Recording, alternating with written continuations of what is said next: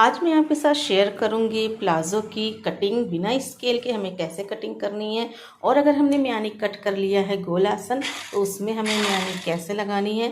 तो ये सारे टिप्स एंड ट्रिक के साथ पूरी कटिंग मैं आपके साथ शेयर करने वाली हूँ। तो चलिए स्टार्ट करते हैं वीडियो को। Hello friends, welcome back to my channel.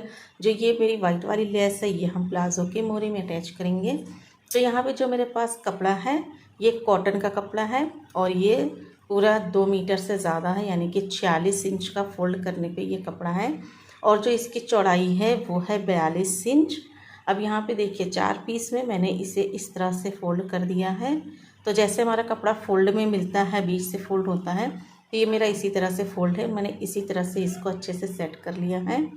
अब यहाँ पे देखिए हम जो कपड़े को टेढ़ा मेढ़ा होता है हमारा ऊपर से फोल्ड करने के बाद में उसे मार्क करेंगे और काट करके बिल्कुल कपड़े को कर लेंगे सीधा। अब सीधा करने के बाद में देखिए कपड़े को मैं फोल्ड कर दे रही हूँ। तो मेरी साइड अब ये जो है कपड़े की वो बंद साइड आ गई है और उसकी दूसरी साइड में ये खुली साइड है, ताकि मार्किंग अच्छे से समझ में आए। तो अब यहाँ पे सबसे पहले 2 इंच का नेफा का निशान लगाएंगे। नेफा फोल्ड करने का चाहे इलास्टिक लगाएं या फिर बेल्ट और इलास्टिक लगाएं या फिर डोरी डालें। तो उसके लिए 2 इंच का निशान लगा दिया मैंने। अब यहाँ से लंबाई का निशान लगाएंगे। तो मेरी जो तैयार लंबाई है वो 36 इंच है।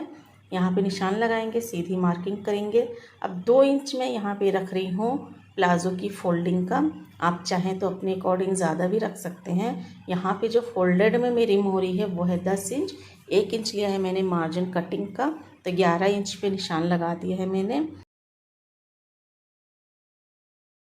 अब जो इसकी चौड़ाई है देखिए, जो हिप की चौड़ाई है, मैं यहाँ कमर की चौड़ाई से नहीं बता रही हूँ। हिप की चौड़ाई है 40, चौथाई भाग आया 10, इसमें मैंने प्लस किया है 4 इंच, तो हो गया 14 इंच। अब यहाँ पे 14 इंच पे निशान लगाएंगे। अब निशान लगाने के बाद इसका जो आसन है इसको भी मैंने 14 इंच रखा है। फ्रंट एंड बैक दोनों ही आसन को बराबर रखा है। 2 इंच बाहर की तरफ निशान लगा करके हल्का सा राउंड दे दिया है। तो मैंने इसमें गोल आसन कट किया था, बट बाद में ही इसमें म्यानी का सोचा था। अब देखिए जो इंची टेप से जब हम लोग दोनों ही निशान को मिलाएंगे, आसन को और मोरी को, तो देखिए हमारा बिल्कुल सीधा निशान होगा, तो सलवार का लुक आएगा। तो ऊपर से इंची टेप को रखेंगे और 21 इंच पे एक निशान लगाएंगे। निशान लगाने के बाद में देखिए नीचे से कुछ इस तरह से शेप देंगे, ताकि हमारा जो शलवार वाला लुक था वो हमारा प्लाज़ो में कन्वर्ट हो जाए। तो इस तरह से आपको बिना स्केल के शेप देनी है। तो बिल्कुल ही नीचे से पैंट प्लाज़ो जो भी बना रहे हैं, जितने भी मोहरी का बना रहे हैं, तो इसका जो लुक है वो चेंज हो जाएगा। तो बस हमें थोड़ा सा ही चेंज करना है। अब इसी निशान पे मैं इसकी कटिंग कर दे रही हूँ। निशान पर हमें कटिंग करना है। जो मैंने इंची टेप से निशान लगाया था उस पर कटिंग नहीं करेंगे। तो अपनी फर्स्ट वाले निशान पे इसको कटिंग कर लेंगे। मोरी पे लगा देंगे हम नॉच का निशान। देखिए अब यहाँ पे इस तरह से आसन सिल लेंगे।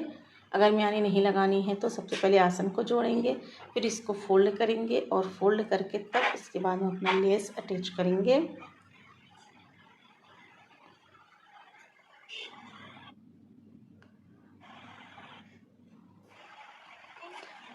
तो चलिए अब चलते हैं मशीन के ऊपर और फिर देखते हैं इसकी स्टिचिंग। अब यहाँ पे देखिए जो म्यानी मैंने कट की है, इसकी जो लंबाई है वो 6.5 इंच है और नीचे से इसकी चौड़ाई है 5 इंच।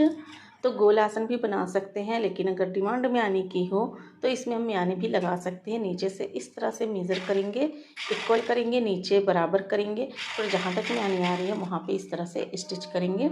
जो म्यानी का चौड़ा वाला भाग है वो नीचे रहेगा, नुकीला भाग हमारा सीधा रहेगा।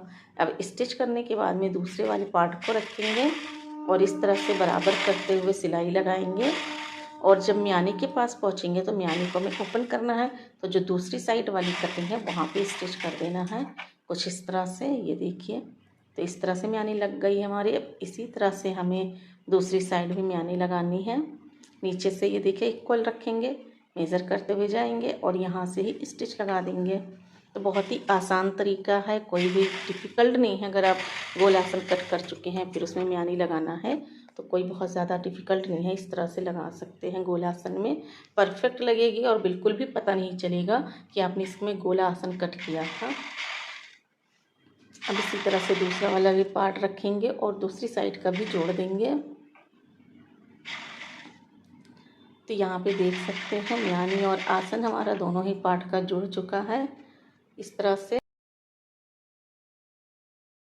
हमें जो इसको करना है फोल्ड मोरी को, तो हमने 2 इंच कट किया था, पहले 1 इंच फोल्ड करेंगे, फिर उसके बाद में दूसरा फोल्ड दूसरी इंच पे करेंगे, यानी 1 इंच पे हमने डबल फोल्ड किया और इस तरह से सिलाई लगा देंगे।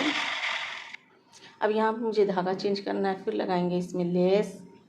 दोनों ही मोहरी में लेस को अटैच करने के बाद में यहाँ से देखिए हमें लगा देनी है फिटिंग, और फिटिंग लगाने के बाद में हमें इसमें लगा देना है इलास्टिक। इलास्टिक लगाने की वीडियो मेरे चैनल पर अपलोड है और मैं उसका डिस्क्रिप्शन में दे दूँगी, इलास्टिक बेल्ट का भी और इलास्टिक का भी है। अगर आपको मेरा सिखाने का मेथड पसंद आया है तो वीडियो को लाइक करके शेयर ज़रूर कीजिएगा। चैनल पर नए हैं तो चैनल को सब्सक्राइब कर लें। मिलते हैं नेक्स्ट वीडियो में नई कटिंग एंड स्टिचिंग के साथ, तब तक के लिए बाय बाय, थैंक यू।